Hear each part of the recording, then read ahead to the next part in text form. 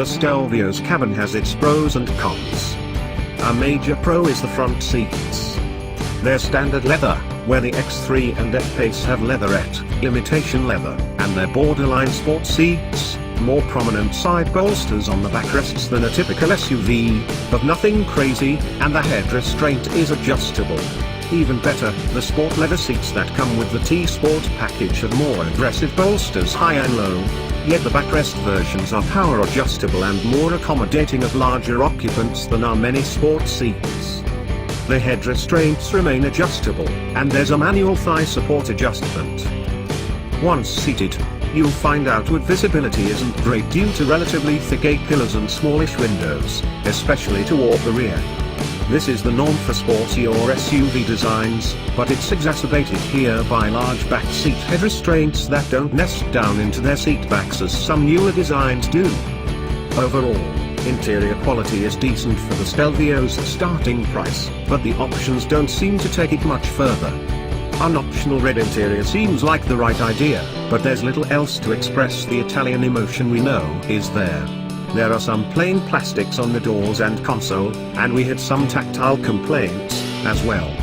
Alfa Romeo improved upon the feel and sound of the rotary multimedia controller and DNA knob, which came across as rickety and cheap in the sedan, but they're still not as precise and rich as they need to feel. In front seat legroom, however, the specifications suggest the Stelvio is way behind.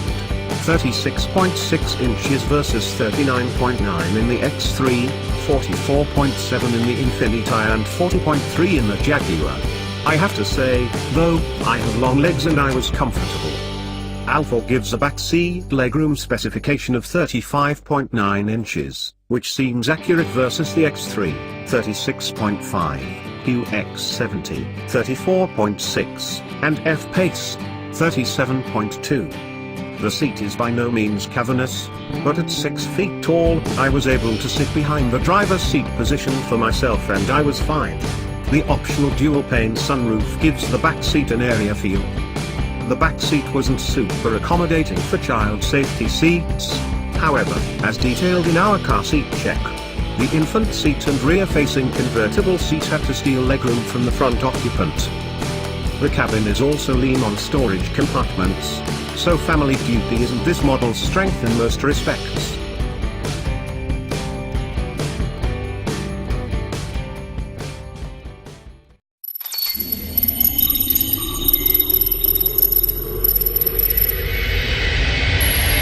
Thanks for watching. Subscribe now.